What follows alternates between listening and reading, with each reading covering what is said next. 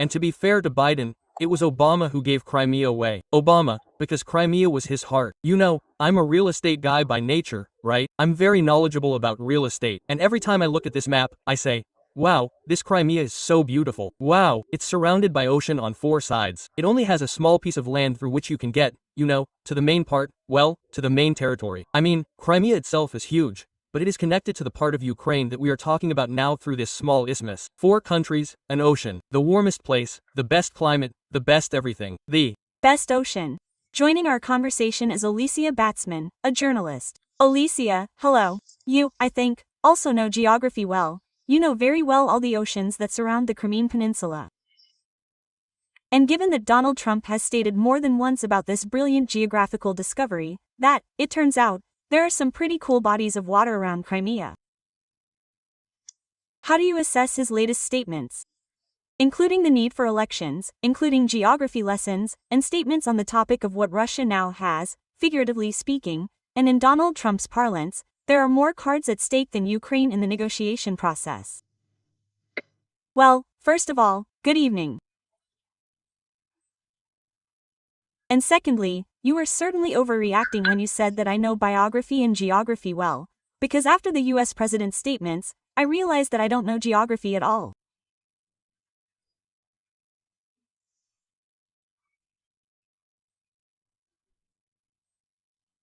Moreover, it turns out that I don't know some people's biographies either, although before that I thought I did know something, because Donald Trump always has, you know, new, unexpected information, new twists that force us to reconsider our views.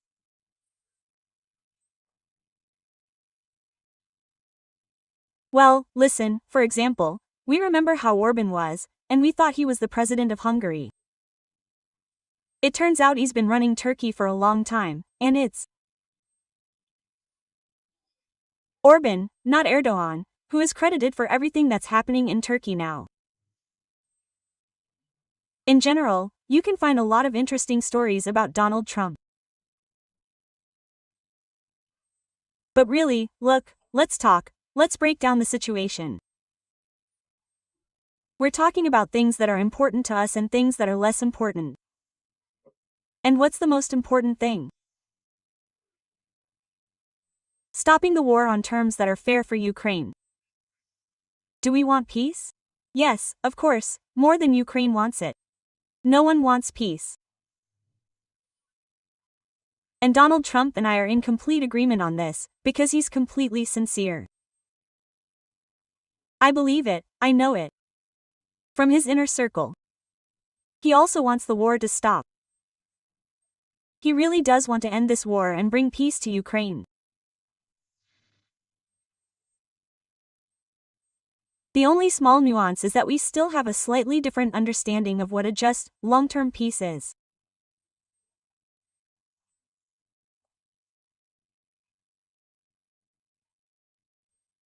Not a fake peace, but real peace for Ukraine, which, firstly, won't mean Ukraine's capitulation, and therefore won't give free rein to the aggressor Putin, who could do very bad things not only to Ukraine, but to other countries as well.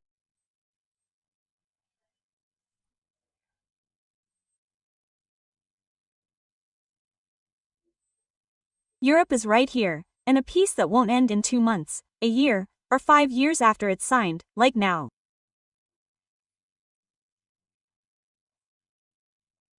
By the way, you know, this is, of course, very bad, that fighting has started again between Cambodia and Thailand. This is one of the 8 wars that Donald Trump talked about when he presented his effectiveness in this matter to the world. And he said that in the 8 months of his presidency, he is an absolute record holder, because he has ended 8 wars. And now Cambodia and Thailand are on this list. Less than a month and a half has passed, and the war between Cambodia and Thailand has resumed. What does this mean? And this is very important now. This is very, well, for Ukraine, this is timely. That is, this is a tragedy for these countries. That's 100%. But you understand, when we have such a war, even such signs are very important. Why? Because Trump, it's true, is putting a lot of pressure on Ukraine today to sign the peace agreement as it was originally proposed. Now it's different. We'll talk about it a little later, what it could be. Nevertheless, Ukraine, naturally, is defending its interests and resisting in every possible way, so that, in a peaceful the agreement contained points that were absolutely unacceptable to us.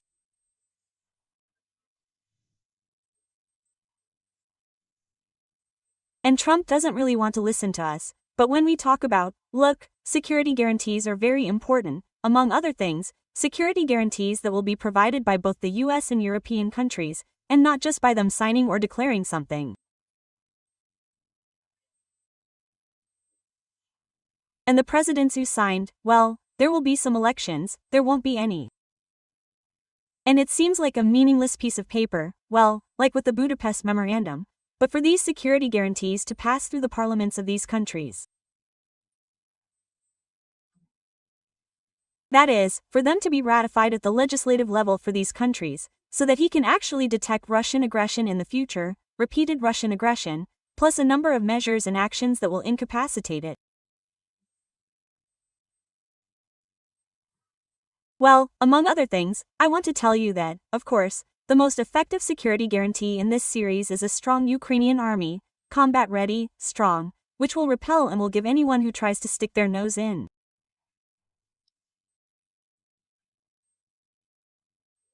Well, what I want to say is, you see, this desire of ours, we remember, President Zelensky even publicly tried to explain to Donald Trump several times on camera, look, we're in favor of ending the war, yes, we are, yes, but security guarantees are without it.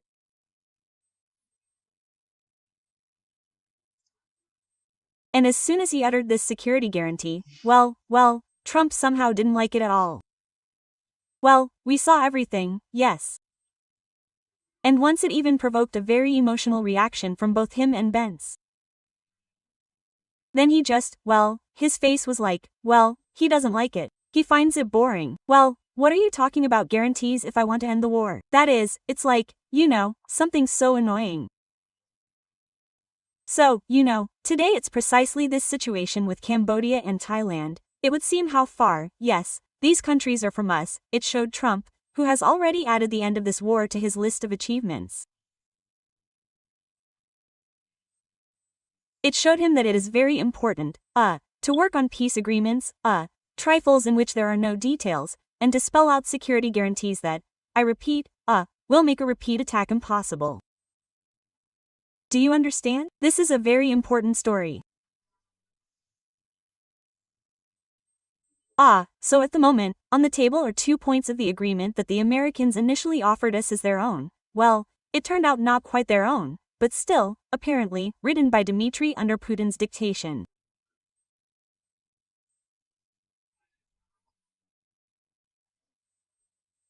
From this agreement, we managed, with the help of great diplomatic tricks and the help, of course, of European leaders, to make keep 20 points out of these 28 points. And I can tell you a little there, yes, because I saw the peace agreement that was in place as of yesterday. I don't want to voice it, I'm not doing this on purpose, because I want to wait for the official approval of this document so that we, since it as we understand, it's being finalized every second. Consultations are taking place yesterday, today, and tomorrow there will be more.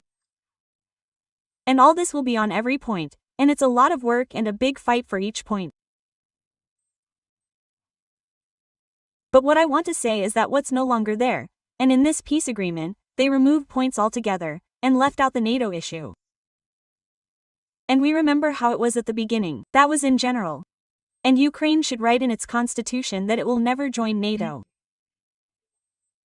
And NATO countries should also refuse to officially declare that they will never accept Ukraine. The NATO issues are removed. And the amnesty issue is also another very scandalous, resonant point, we all remember, which was written into these first 28 points, has also disappeared from this peace agreement. Well, that's it for now. Well, we will see, of course, the official document and will be able to analyze it in more detail. I think everyone is waiting now, but the secrecy surrounding the negotiations is also understandable, because there is a lot of manipulation. We are aware of this. And what do you think about the call for elections? This isn't the first time Trump has said that Ukraine needs elections. And last time, I think both our viewers and we remember, it was accompanied by accusations that Zelensky was a dictator, and then by statements that Trump hadn't actually said such a thing. And now we're back to the elections, going full circle. He just got it mixed up. Well, listen, he meant Putin, but he accidentally said Zelensky's name. Well, it happens to everyone. Oh, right.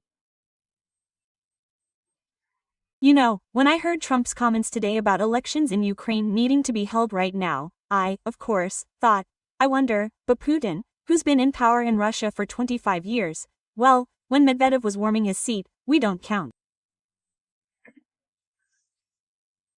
Is he saying things like that, or is that normal for Putin?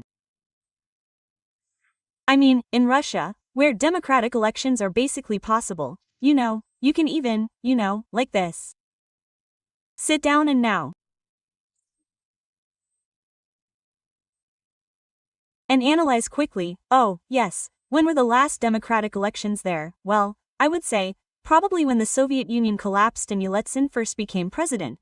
But then there were elections, because even the second time, when he ran for president, well, listen, there were several interviews in which even Korzhakov, who at some point, you could say, led Russia instead of Yeltsin, who was constantly on a drinking binge and insane.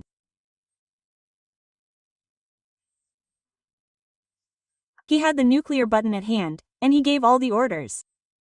This, I remind you, was his head of security personally and such, well, the person who became his nanny, yes. So, he said it in an interview back then, and then even Medvedev let it slip on one of his broadcasts. I don't know, either he was drunk, or he just wanted it that way, that when Yeltsin ran for president the second time, Zyuganov was supposed to win. And, strictly speaking,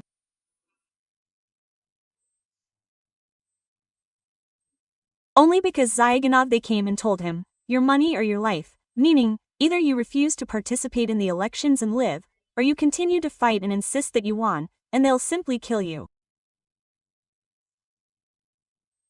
And Korzhakov said, well, he made the right choice. And then Medvedev repeated in an interview that, basically, well, he didn't win the elections back then. What year was it? Basically, Zyuganov won. So, you know, there was even confirmation from a second source. That's what I want to say. Well, and then Putin, to whom Yeltsin, already in such a deranged state, hands over power. And then this whole story with the tightening of the screws, with the FSB coming to power, which became, in principle, a logical continuation of the power that the KGB always wielded in Russia before that, in the Soviet Union, yes.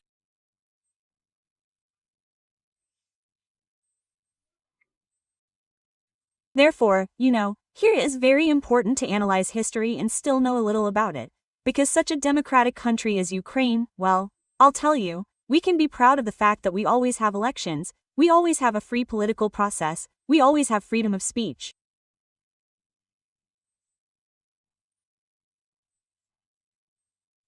And this, by the way, is what keeps us going.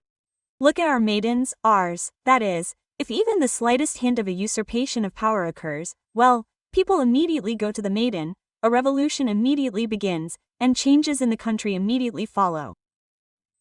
That is, we do not tolerate any dictatorship. We cannot even bring ourselves close to it, because it is inherently unsuitable for us. And this, I repeat, is what saves us. Look, analyze how many presidents there have been in Ukraine since 1991, and how many there have been in Belarus, yes, in Russia. These are dictatorship. These are places where there is no democracy, but we are fine with that. And, naturally, there will be elections in Ukraine, because Ukraine needs elections. Well, but only when the war is over. Because elections in Ukraine during a war are a gift to Putin, because it is Putin who wants these elections. We remember where they came from. Look, let's do this. When the very first negotiations took place, I'll share another insider tip with you. When the very first negotiations took place between, the official negotiations between the American and Russian delegations, remember, back in the winter, as soon as Trump became president. Oh, no, they actually met before his inauguration. So, the elections were held, but the inauguration was in January, so before January. And that was the delegation's first meeting. So you understand, for context, just one of the main issues the Russian delegation insisted on was immediate elections in Ukraine. They demanded, remove Zelensky. And then we will talk about any peace agreements, we will sign something, we will negotiate. But we need elections to take place. Yeah, Yanukovych, you're president. It should probably sound something like that. That's for sure. Alicia, right now. What are you laughing at? What are you laughing at? Do you remember that they dragged Yanukovych back half dead or half alive on February 24, 1922? No. February 24, 1922, when there was a large-scale attack, actually. They had several plans for how events would unfold. Well, of course, they wanted to seize everything there in 3 days. Yes, they thought that someone would be there to greet them with bread and salt. Nevertheless. In the dry. Where was he? Tell me. Yanukovych. They brought him nearby, he was right here on the Belarusian side. He was waiting, because what was the Russians' first plan? That is, if everything goes smoothly, they seize everything, they'll go everywhere and say, come to Zelensky either at gunpoint or they'll be able to negotiate so that he signs everything they want, well, essentially a capitulation. But plan B was, that if Zelensky resists or if he runs away, because, well, they were working on that back then, we remember, everyone was telling him, go away. And, our European Western partners too. So, what if Zelensky or they kill him, because they were considering that too, and Putin had Yanukovych ready for that eventuality, and he wanted him to serve him one more time, that is, to use him one last time, as they say. They washed him, combed his hair, I know, gave him dental implants. But, judging by what we saw later, when you remember, he spoke on and said something from the prompter. Literally, not a couple of months ago. Yes. So, they took him in case Zelensky was gone, to show, bring Yanukovych to the Verkhovna Rada, to say that everything that came before him doesn't count. The president of Ukraine. Legitimate, as he called himself, and for him to sign some transitional documents and quickly launch the election process. And the elections were already held entirely at gunpoint by Russian guns, so that some Russian Gauleiter would be there. So, that was Putin's plan from the start. Well, why was Yanukovych unlucky? He didn't have veneers back then. That's pretty much how it all sounds. That's for sure. Ols, I'd like to finally discuss with you the statement by Ukrainian President Volodymyr Zelensky. He's giving an urgent press conference right now. Well, actually, one of his statements was that Ukraine and the Europeans haven't yet submitted their peace plan to the US. They're still finalizing it today, and tomorrow, national security advisors will be working on it. In particular, they're finalizing issues regarding Ukraine's future membership in the EU. Interesting. Oh, and actually, tomorrow, Zelensky says he'll submit a completed framework document to the US side. What's your opinion on this? How will events unfold next? Around this document? Will Trump take Ukraine's side? Well, and actually, this document, what will his attitude towards it be? Well, I can give you one more insight then. Here, as of yesterday afternoon, when this document was on the table of the international high-level delegations, the highest, yes, presidential delegations.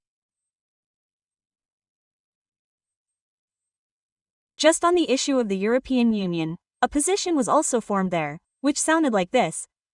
Ukraine will become a member of the European Union on January 1, 2027. Even now I'm looking at this point. Just, like that. But yes. But I repeat, it's interesting that I don't want to voice everything else, because, firstly, we'll see what remains of this yesterday in the next 2 to 3 days. But here it's also important what Trump says about this. And after Zelensky, and Starmer, and Merz, and Macron, and Maloney, and Stupa, and Ruda, in general, the whole world, they will again try to persuade Trump's point is that if such a document is to be adopted, it would be, well, no worse than this one. Then again, we know what will happen. That is, the ball will be in Trump's court, and he will have to pass it to Putin. And if Putin doesn't agree to this, then he will begin pressuring us with sanctions, with new types of weapons for Ukraine. Well, then we understand that this is a series that we are either already in the final episodes, or it will continue. Well, now I would like to point out, just yesterday on our broadcast we discussed that Western media are now actively writing about how the Trump administration, and Trump himself, will put even more pressure on Ukraine, because in his opinion, Russia still holds more cards.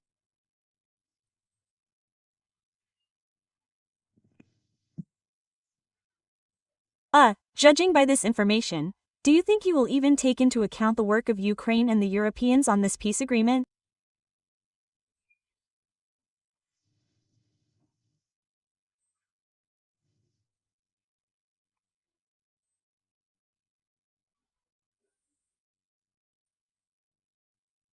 Today he says this.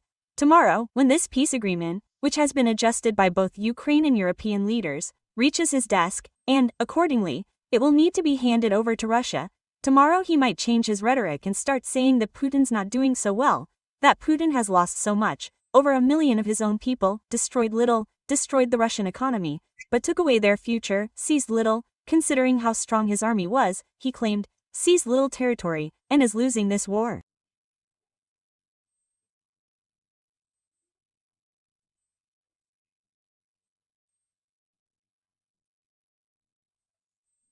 Well, we don't think he's right. We've heard that, more or less, from him, though. That is, Trump is such an interesting person who, well, what's going on in his head, it's, of course, difficult to understand, because, well, depending on how he imagines it, because for him it's all a game, these are negotiations, like in business, and the result of which should be a deal.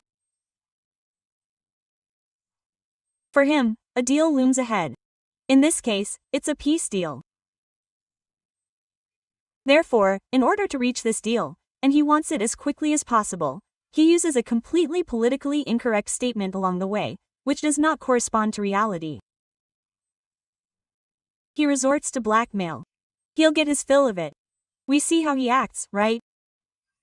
He says, black is white is black. And then he's friends with one side, then with the other. Sometimes he's on the side of the victim, sometimes he's on the side of the aggressor. So I wouldn't be surprised if Trump's rhetoric changes tomorrow.